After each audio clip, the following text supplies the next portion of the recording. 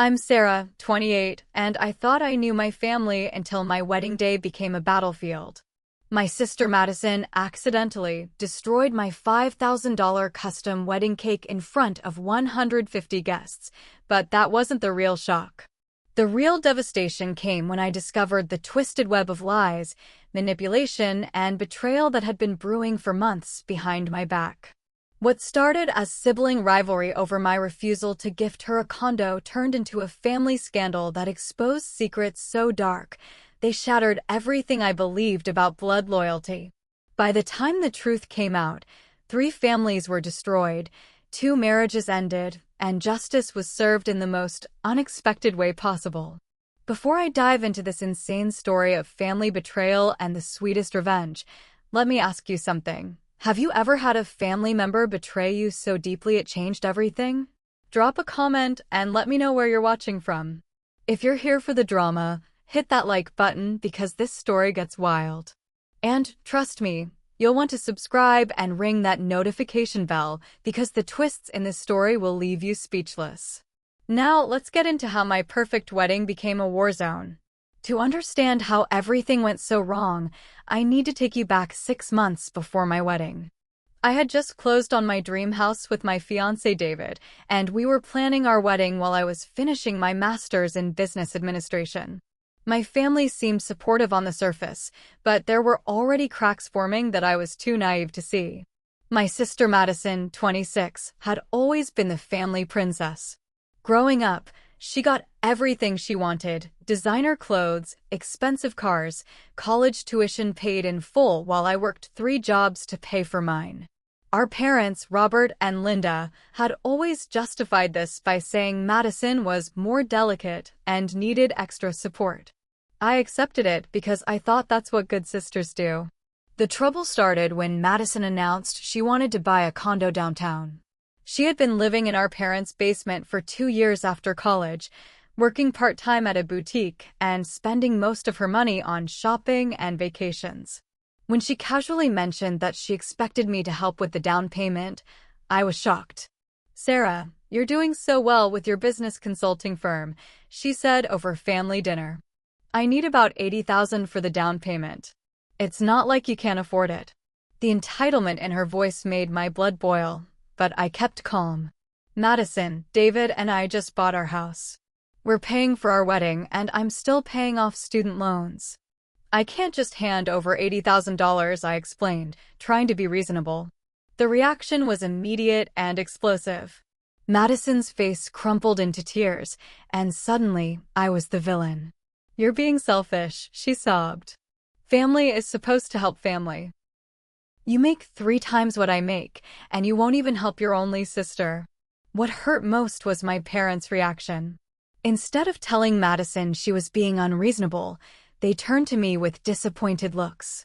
"Sarah, honey," my mother said gently, "you know Madison struggles more than you do. You've always been the strong one. Couldn't you help her just this once?" I felt like I was in an alternate reality. Since when was it my responsibility to fund my adult sister's lifestyle? I had worked my ass off to get where I was, putting myself through college, building my career, saving every penny. Meanwhile, Madison had been handed everything and still expected more. I'm not saying no forever, I tried to compromise. But right now, with the wedding and everything, it's not possible. Maybe in a year or 2, we could discuss a smaller amount. That's when Madison's mask slipped completely. "Fine," she said coldly, wiping away her crocodile tears. "Don't come crying to me when you need something someday." The venom in her voice should have been my first warning sign. After that dinner, the family dynamics shifted dramatically. My parents started making passive-aggressive comments about my success and how I had forgotten where I came from. Madison barely spoke to me, and when she did, it was with barely concealed hostility. I confided in David about the situation, and he was furious. "They're trying to guilt-trip you into funding your sister's irresponsible lifestyle," he said. "You work 60-hour weeks. You've earned everything you have. Don't let them make you feel bad for having boundaries." His support meant everything to me, especially as wedding planning became increasingly stressful. Madison had initially agreed to be my maid of honor, but after the condo incident, she became increasingly difficult. She showed up late to dress fittings, complained about everything from the color scheme to the venue, and made snide comments about the cost of various wedding elements. $5,000 for a cake, she scoffed when I mentioned the custom three-tier masterpiece I had ordered from the city's most exclusive bakery. That's ridiculous. You could have gotten a perfectly fine cake from Costco for $50. I bit my tongue because I wanted to keep the peace, but David was getting fed up. She's trying to sabotage our wedding, he warned me. You need to set firmer boundaries before she ruins our special day. I thought I knew Madison, but I was about to learn that my sister was capable of far more manipulation and cruelty than I ever imagined. The seeds of her revenge plot were already being planted, and I was walking straight into her trap. 3 months before the wedding, strange things started happening. Wedding vendors began calling with concerns about payments that had supposedly been missed. My florist called in a panic, saying someone claiming to be me had tried to cancel the entire floral arrangement. The venue coordinator mentioned that my sister had called asking detailed questions about the event timeline and security procedures. At first, I attributed these incidents to simple misunderstandings or vendor confusion. But when my wedding planner, Jennifer, pulled me aside during our final venue walkthrough, I realized something more sinister was happening. Sarah, I need to ask you something delicate, Jennifer said, looking uncomfortable. Has your family been discussing private details about your wedding with others? Because I've been getting some unusual calls from people claiming to represent your interests. My stomach dropped. What kind of calls? Someone called pretending to be your assistant, asking for the final guest list and seating arrangements. Then yesterday, a woman claiming to be your mother called asking about the cake delivery timing and where exactly it would be positioned during the reception. Jennifer's professional demeanor couldn't hide her concern. The thing is, when I called your mom back on the number we have on file, she had no idea what I was talking about. That's when the pieces started falling into place. Madison had been pumping our parents and other family members for information about every aspect of my wedding. She knew exactly when vendors would arrive, where everything would be positioned, and who would be responsible for what. I confronted her that evening when she came to our parents' house for dinner. Madison, have you been calling my wedding vendors? She looked genuinely surprised, but I was starting to recognize her acting skills. Why would I do that? I'm not even involved in planning your wedding anymore, remember? You made that pretty clear when you chose your friend Emma as your maid of honor instead. The gaslighting was masterful.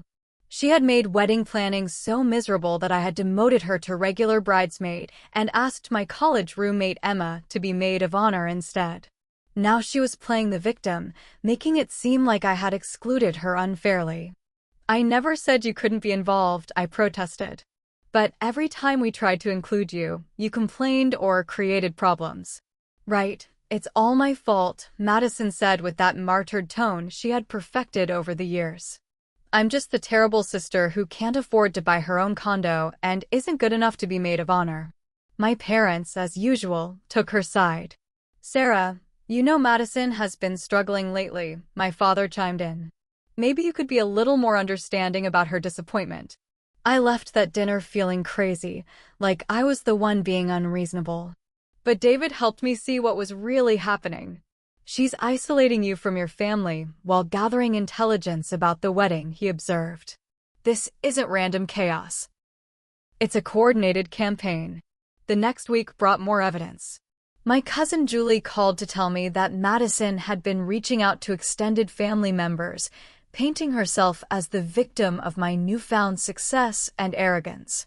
She told me you refused to help her buy a house and then kicked her out of your wedding party for no reason, Julie said. I just wanted to hear your side before believing it. I was grateful that Julie came to me directly, but it made me wonder how many other family members Madison had poisoned against me. The betrayal cut deep because I had always protected Madison, always made excuses for her behavior, always tried to be the bigger person. But Madison wasn't done. 2 weeks before the wedding, she made her most calculated move yet. She started dating Tyler, David's younger brother, who had always harbored a crush on me.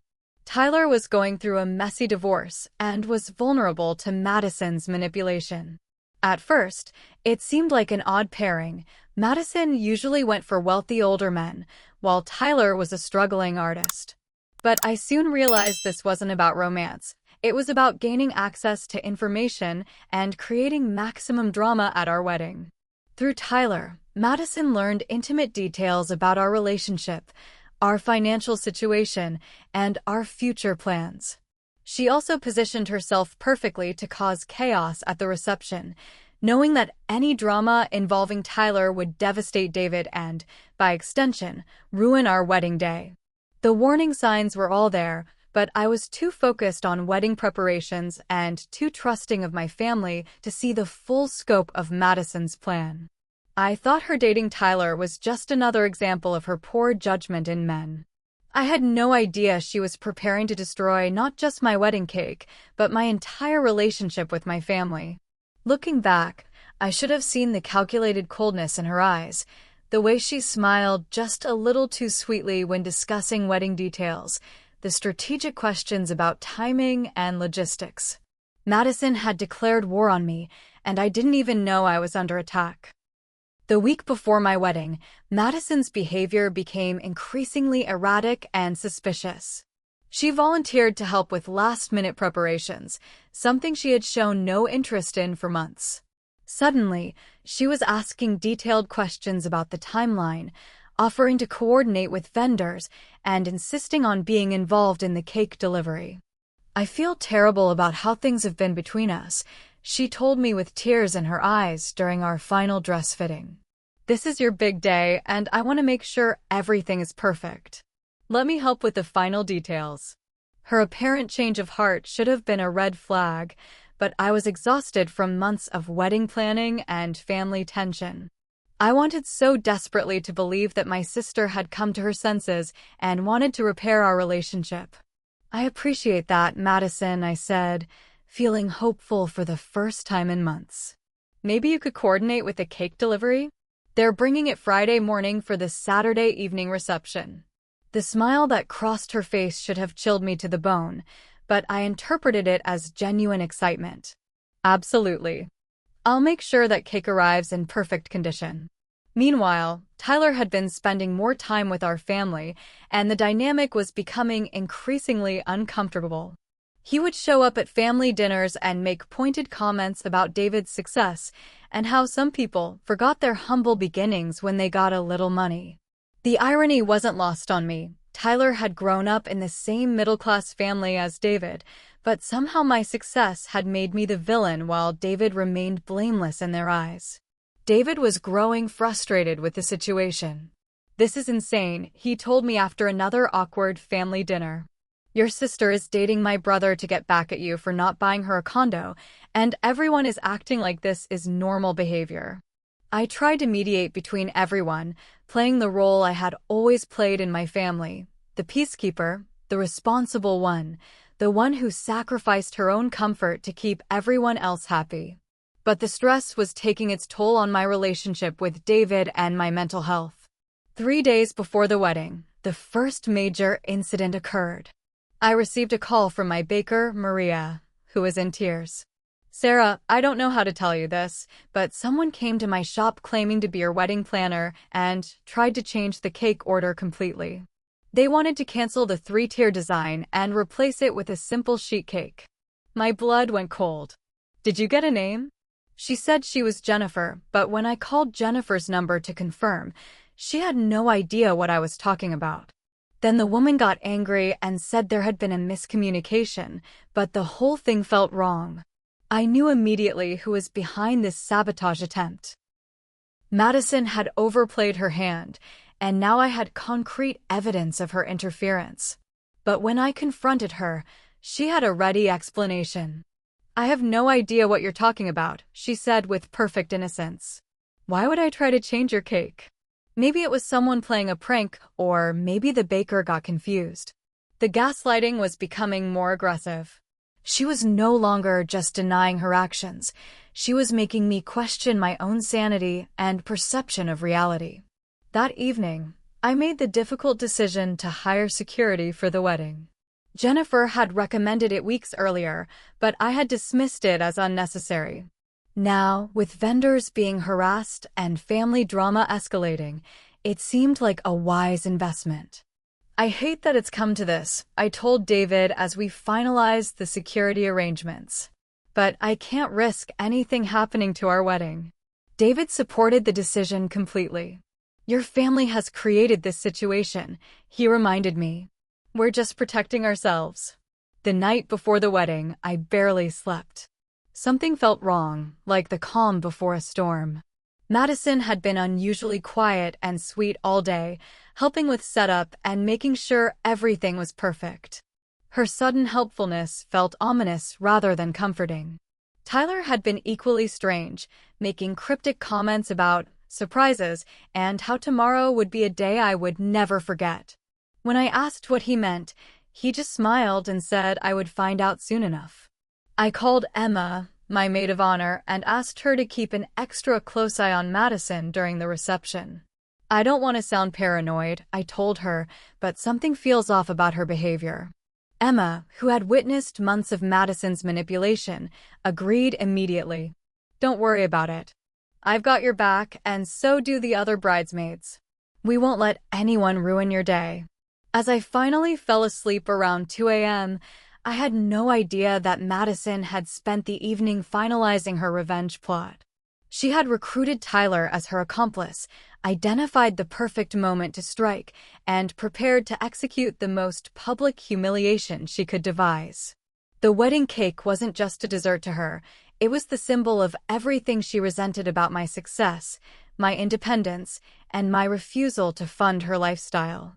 Destroying it would be her declaration of war, her way of showing everyone that no matter how successful I became, she could still tear me down in front of the people who mattered most. The morning of my wedding started perfectly. The weather was gorgeous, the vendors arrived on time, and for the first time in months, I felt genuinely excited rather than anxious. Madison had arrived early to help with final preparations, and she seemed genuinely happy and supportive. You look absolutely radiant, she told me as I was getting my makeup done. David is the luckiest man in the world. Her words seemed sincere, and I felt a wave of relief that maybe, finally, we could put our differences behind us. The ceremony went off without a hitch. David and I exchanged vows in front of 150 of our closest friends and family, and for those magical 30 minutes, all the drama and tension of the past months melted away. Looking at Madison during the ceremony, I saw tears in her eyes, and I thought they were tears of joy for my happiness. I was so wrong. The reception started beautifully. The venue looked stunning, the band was fantastic, and our guests were having a wonderful time. The custom cake sat prominently on its own decorated table, looking like an absolute work of art. 3 tiers of intricate sugar flowers, delicate piping, and elegant design. It was everything I had dreamed of and worth every penny of the $5,000 price tag. Madison made sure to compliment the cake loudly when guests were around. Sarah has such exquisite taste, she announced to a group of relatives. This cake is absolutely stunning. I just hope nothing happens to it. She laughed as if it was a joke, but there was something in her tone that made my stomach clench. The first few hours of the reception passed smoothly. We did our first dance, the speeches were heartfelt, and everyone seemed to be enjoying themselves. I started to relax, thinking I had been paranoid about Madison's intentions. But I noticed Tyler hovering near the cake table more than seemed natural. He was taking photos from multiple angles, and at one point, I saw him having an intense whispered conversation with Madison near the dessert station. When they saw me looking, they both smiled and waved as if nothing was happening. The moment of destruction came during the parent dance. As David danced with his mother and I swayed with my father, I was focused on the beautiful moment we were sharing. The music was soft, the lighting was romantic, and I felt surrounded by love. That's when I heard the collective gasp from across the room. I turned just in time to see my magnificent wedding cake lying in ruins on the floor, 3 tiers of destroyed artistry scattered across the hardwood. Madison stood frozen next to the wreckage, her face a picture of shock and dismay. "Oh my God," she shrieked, her voice carrying across the suddenly silent room. "I'm so sorry. I was just trying to get a better photo for Instagram, and I bumped into the table. I can't believe this happened." The silence that followed was deafening. 150 guests stared at the destroyed cake, then at Madison, then at me. I felt my heart break not just for the ruined dessert, but for what this moment represented. My own sister had deliberately sabotaged my wedding day. But Madison wasn't finished. As I stood there in shock, she began to sob dramatically. "Sarah, I'm so sorry. I know how much this cake meant to you. I feel terrible." She threw herself into our mother's arms, playing the role of the devastated, guilt-ridden sister perfectly. The manipulation was masterful. In one calculated move, she had destroyed something precious to me while positioning herself as the victim of a tragic accident. Anyone who questioned her story would look cruel and unsympathetic. David rushed to my side as I stared at the cake remains. "Are you okay, baby?" he whispered, his arm around my waist. I was not okay. I was devastated, furious, and completely overwhelmed by the realization that my sister had planned this moment of public humiliation. But with 150 people watching my reaction, I had to maintain my composure. "It's fine," I said loud enough for everyone to hear, though my voice was shaking. "Accidents happen. The important thing is that everyone is safe." Madison looked up at me from our mother's embrace, and for just a split second, I saw a flash of triumph in her eyes. She quickly masked it with more tears and apologies, but I had seen the truth. This was no accident. The cleanup began immediately, with venue staff rushing to clear the debris while guests tried to resume their celebrations. But the energy had shifted dramatically. What had been a joyful celebration now felt tense and awkward, exactly what Madison had intended. Here's something that might resonate with you if you've ever dealt with family drama. You know that moment when you realize someone you trusted has betrayed you so completely that it changes everything? Drop a comment if you've been there. And if you're as invested in this story as I am in telling it, make sure you're subscribed because the revenge part of this story is absolutely wild. Trust me, you don't want to miss what happens next when the truth finally comes out. The rest of the reception passed in a blur of forced smiles and whispered conversations. Guests kept approaching me with sympathetic looks and reassurances that the cake didn't matter, but I could see the questions in their eyes. How does someone accidentally destroy a cake that spectacularly? The physics of Madison's story didn't add up, and perceptive guests were starting to notice. Emma, my maid of honor, was the first to voice what everyone was thinking. She pulled me aside during the bouquet toss and whispered urgently, "Sarah, that was no accident. I've been watching Madison all evening, and she's been circling that cake like a shark." My other bridesmaids nodded in agreement. "She took photos of it from every angle," said Jenny, my college friend. And right before it happened, I saw her signal to Tyler across the room. But it was David's groomsman, Marcus, who provided the smoking gun. Marcus worked in event photography and had been taking candid shots throughout the reception. "Sarah, you need to see this," he said, showing me his camera's display screen. The photos told the entire story. In the first shot, Madison was standing casually next to the cake table, smiling normally. In the second, taken just seconds later, she was positioning herself differently, checking to make sure Tyler was watching. The third photo, captured at the moment of impact, showed Madison's deliberate forward motion, not the startled stumble of an accident victim, but the calculated movement of someone executing a plan. "She looked directly at Tyler right before she did it," Marcus explained. "This was coordinated." I felt sick to my stomach. The evidence was undeniable, but I also knew that confronting Madison publicly would only create more drama on my wedding day. I made the difficult decision to wait until after the reception to address what had happened. But Madison wasn't done with her performance. As the evening progressed, She made sure to approach key family members and close friends with increasingly elaborate versions of her accident. To my aunt, she sobbed about how clumsy she'd always been. To David's parents, she expressed horror at ruining their son's wedding. To my college friends, she wondered aloud if the venue's lighting had been too dim for her to see properly. Each telling became more dramatic and self-serving, painting her as the victim of circumstances rather than the architect of destruction. Watching her manipulate my loved ones in real time was almost more painful than the original cake incident. Tyler, meanwhile, was playing his supporting role perfectly. He comforted Madison publicly while making subtle digs at me privately. "At least Sarah can afford to order another cake tomorrow," he said to David with a smirk. "Some people have all the luck." The comment was designed to remind everyone of my financial success and imply that I was being dramatic about a loss I could easily replace.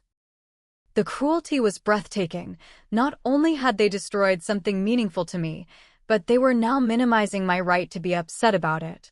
David was furious, but like me, he knew that escalating the situation publicly would only give Madison more ammunition for her victim narrative. We made it through the rest of the reception with grace, but both of us were counting the minutes until we could address what had really happened. The breakthrough came the next morning when Emma called with devastating news. She had been talking to other guests after the reception, and the story Madison had told her was completely different from what she'd told everyone else. In some versions, she was reaching for her phone. In others, she was trying to steady the table. In yet others, someone had bumped into her from behind. "Liars always trip themselves up with inconsistent stories," Emma said. "But there's more." Tyler's ex-wife was at the wedding, and she told me something interesting about his character. Tyler's ex-wife, Rebecca, had witnessed similar manipulative behavior during their marriage. Tyler had a pattern of orchestrating conflicts and then playing innocent when confronted. He would set up situations designed to hurt people and then act shocked when drama resulted. Rebecca had confided to Emma. Madison found the perfect partner for this kind of scheme. Armed with photographic evidence and witness testimony, I realized I had enough proof to expose Madison's lie. But I also knew that confronting her privately would just result in more gaslighting and denial. Madison was too skilled at manipulation to be defeated by a simple confrontation. That's when inspiration struck. If Madison wanted to play games with social media and public perception, I could play that game too. But unlike her destructive approach, my strategy would focus on truth and accountability. I spent Sunday morning carefully crafting a post that would expose Madison's behavior without stooping to her level of maliciousness.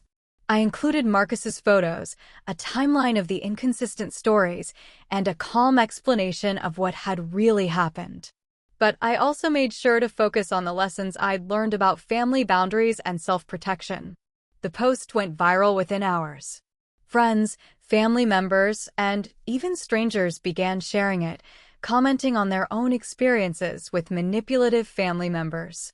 The response was overwhelmingly supportive, with many people expressing admiration for how I'd handled such a difficult situation.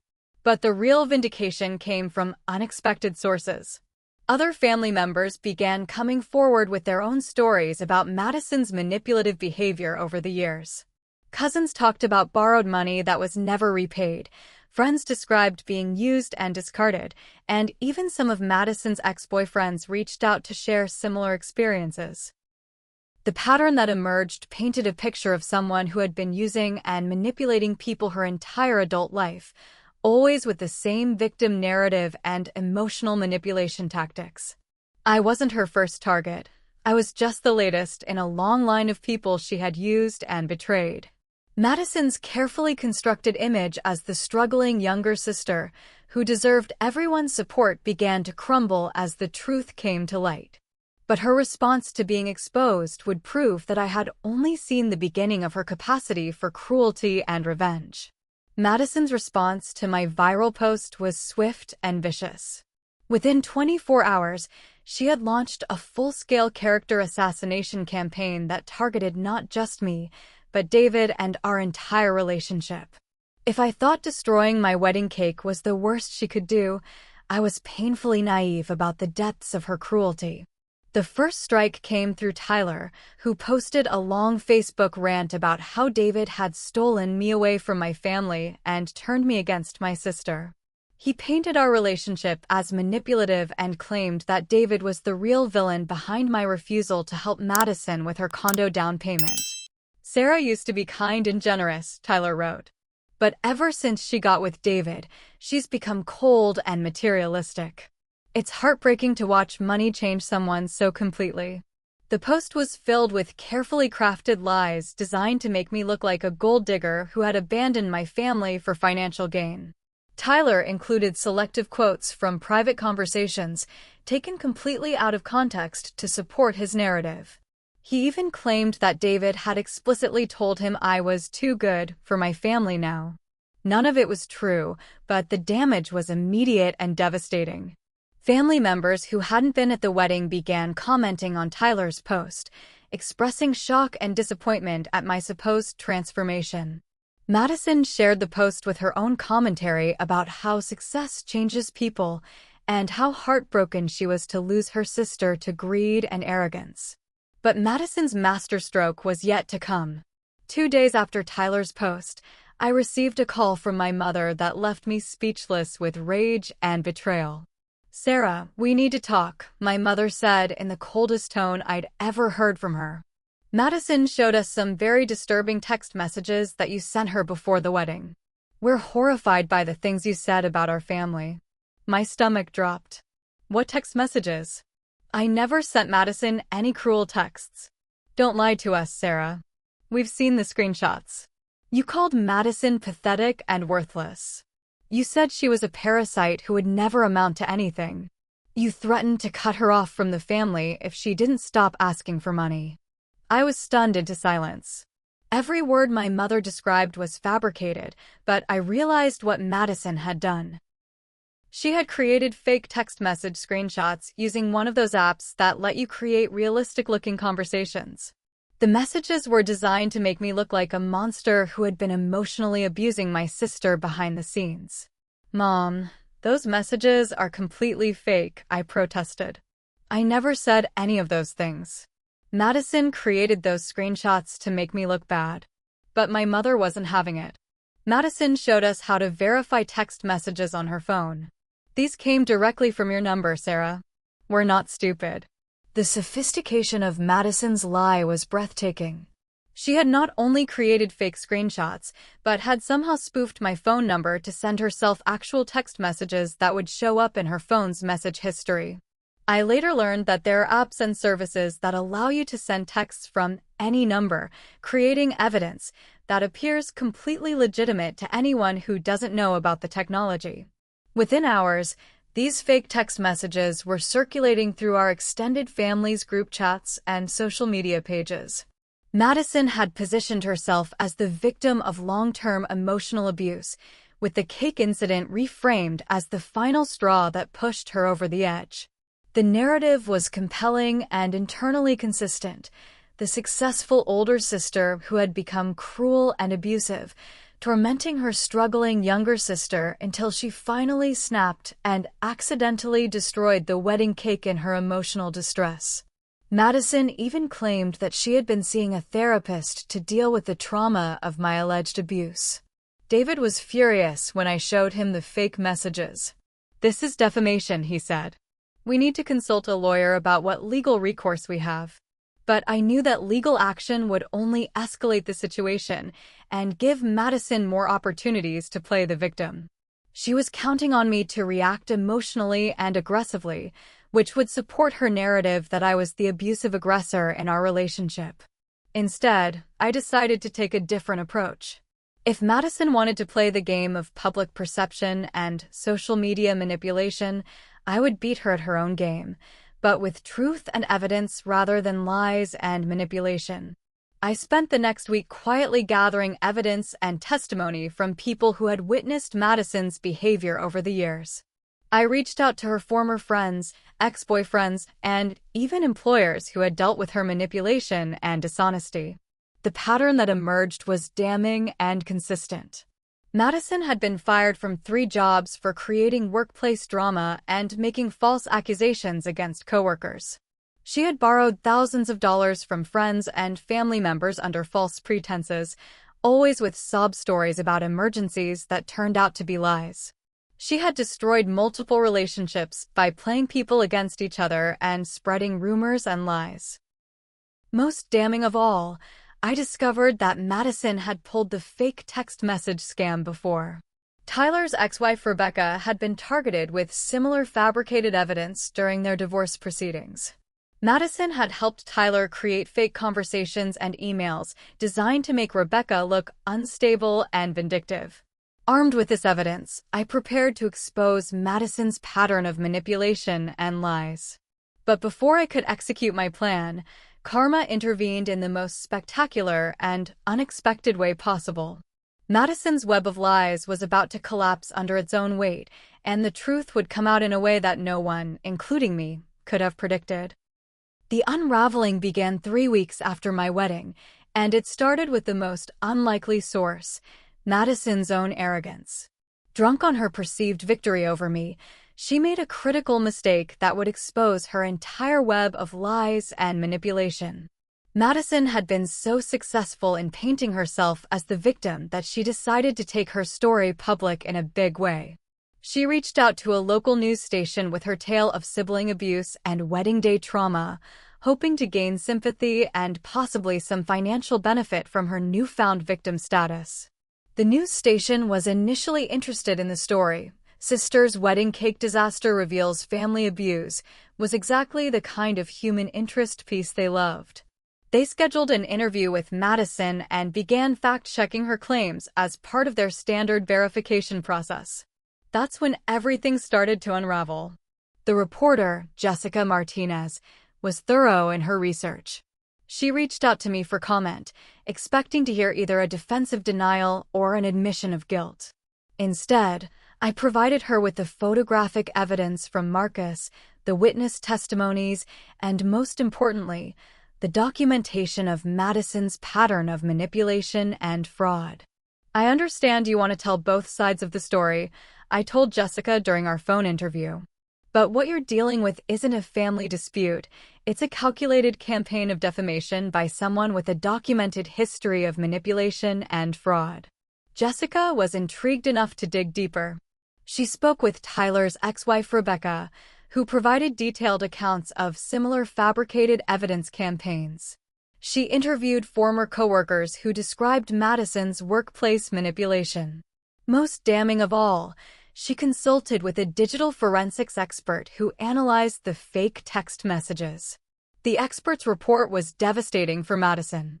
Not only were the messages clearly fabricated, but the metadata revealed that they had all been created within a 2-hour period on the same day, the day after my viral post about the cake incident. The sophisticated spoofing technology Madison had used left digital fingerprints that proved the messages were fake. But the real bombshell came when Jessica's investigation uncovered Madison's financial fraud. In preparing for the condo purchase she wanted me to fund, Madison had submitted loan applications containing fabricated income statements and false employment information. She had also opened credit cards in our parents' names without their knowledge, racking up thousands of dollars in debt. The news story that aired was nothing like what Madison had envisioned. Instead of successful sister abuses struggling sibling, the headline read, "Local woman's web of lies includes wedding sabotage, financial fraud, and defamation campaign." The 10-minute segment was devastating. It included the photographic evidence of Madison's deliberate cake destruction, expert analysis of her fake text messages, and interviews with multiple victims of her manipulation over the years. Jessica presented the story as a cautionary tale about how social media can be weaponized to destroy reputations and relationships. Madison's reaction was predictable. She claimed she was the victim of a coordinated attack and threatened to sue everyone involved. But her threats were empty bluster, and everyone knew it. The evidence against her was overwhelming, and her credibility was completely destroyed. The aftermath was swift and decisive. Tyler dumped her within 24 hours of the story airing, suddenly claiming he had been manipulated and hadn't known about her pattern of lies. Our parents, confronted with evidence of the credit card fraud and years of manipulation, finally saw Madison for who she really was. The conversation with my parents was heartbreaking but necessary. My father broke down in tears when he realized how Madison had been using them financially and emotionally for years. "We enabled this," he admitted. "We always made excuses for her behavior instead of holding her accountable." My mother was devastated by her own role in the manipulation. "She showed us those fake text messages, and we believed them without question," she sobbed. "We chose to believe the worst about you instead of asking for your side of the story."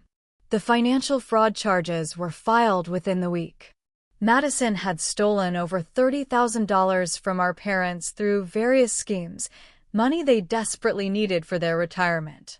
The district attorney was particularly interested in the digital fraud aspects of her crimes, as they represented a growing trend in family-related financial abuse. But perhaps the most satisfying consequence was the complete collapse of Madison's social media victim narrative. Once Jessica's story aired, people began sharing their own experiences with Madison's manipulation. The comment section became a support group for her former victims, with stories dating back to high school of her lying, cheating, and manipulating her way through relationships and friendships. Madison's attempt to destroy my reputation had backfired spectacularly, exposing her own criminal behavior and establishing me as the actual victim in the situation. The community support was overwhelming. Local businesses reached out offering to donate services for a vow renewal ceremony.